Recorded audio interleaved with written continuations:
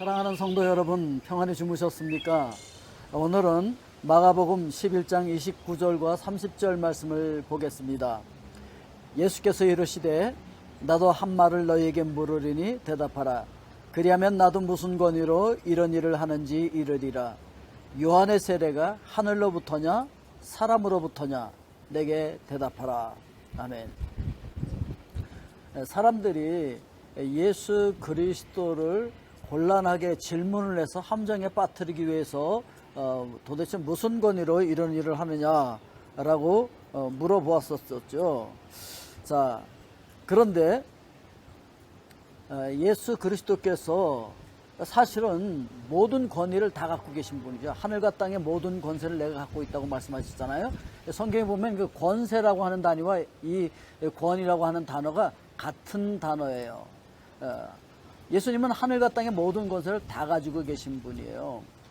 자, 그런데 그분이 우리에게 다가오셨을 때 우리는 그분의 권세를 인정하기를 싫어하죠. 인정하지 않으려고 해요. 도대체 무슨 권위로 이걸 다 뒤집어 엎고 다 청결하게 하고 그러는 겁니까? 뭐 이제 지금 그러는 거잖아요. 우리도 그래요. 주님 무슨 권위로 내 마음을 다 이렇게 마음대로 이렇게 저렇게 하시려고 하는 거예요? 뭐 이럴 수도 있죠. 내 마음은 내 것이라고요. 뭐 이렇게 주장할 수도 있고. 자, 그런데 예수님께서 그들의 함정의 이 질문에 빠지지 않고 이렇게 말씀하시죠. 자, 나도 뭐 하나 질문을 하겠다. 여기 대답하면 나도 대답을 하겠다. 이렇게 이야기를 하는데, 요한의 세례가 하늘로부터냐 사람으로부터냐 대답하라. 요한이 회개하라, 천국이 가까이 왔다. 그리고 요한이 보라, 세상 죄를 지고 가는 하나님의 어린 양이로다. 그러면서 예수님에 대해서 이렇게 증거를 했었잖아요. 그런데 그때 이스라엘 백성들이 쫓아다니면서 세례를 받고 세례 요한은 정말 하나님께로부터 온 선지자다. 지금 이제 400년 동안 침묵을 깨고 드디어 하늘의 음성이 들렸다라고 모든 백성들이 지금 다 인정하고 있는 거거든요. 그리고요, 사실 여기 종교 지도자들도 사실은 마음으로는 인정했을 거예요. 그렇다고 생각했을 거예요. 그렇지만 지금까지 누려왔던 자기들의 기득권, 이걸 포기하기 싫어서, 아니 포기하지 않으려고 이걸 인정하지 않는 것이죠.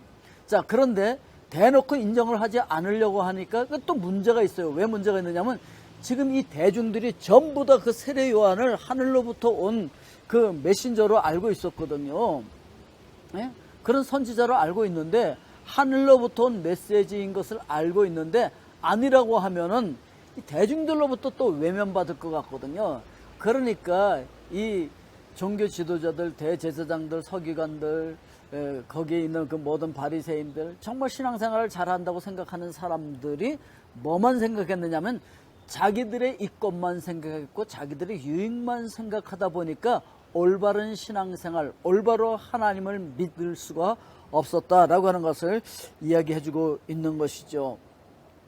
자, 세례 요한이 회개하라고 외쳤던 것처럼 우리 모두가 이런 우리의 마음을 하나님 앞에 쏟아놓고서 회개해야 할 줄로 믿습니다. 그렇게 해야 그 세례 요한이 외쳤고 예수 그리스도께서 외쳤던 회개하라, 천국이 가까이 왔다. 그 하나님의 나라에 우리가 들어갈 수 있고 그 하나님의 나라의 백성으로서 이제 예수님께서 우리를 하나님의 자녀가 되는 권세를 주실 수 있는 그런 권위가 있는 분이잖아요. 그런 권세를 갖고 계신 분인데 오늘 그분 앞에 나와서 회개하고 엎드리고 나는 죄인이라고 고백하고 나의 구세주는 당신이라고 고백하는 그런 그 신앙, 올바른 신앙 고백이 있음으로 말미암아 하나님의 자녀가 되는 권세를 얻으시고 이 땅에서부터 하나님의 나라를 누리시게 되기를 주님의 이름으로 축복드립니다.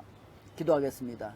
사랑의 아버지 하나님, 우리가 우리의 이권 때문에 하나님의 음성인 줄을 알면서도 하늘로부터 온 메시지인 줄 알면서도 일부러 거역하고 일부러 모른 척 할 때가 얼마나 많습니까? 오늘이라고 일컬어지는 순간순간 우리 마음 깊숙한 곳에 들려오는 하나님의 음성을 모른 채 하지 아니하고 그 음성에 순종하는 귀한 날 되게 하여 주시옵소서. 예수 그리스도의 이름으로 기도합니다. 아멘.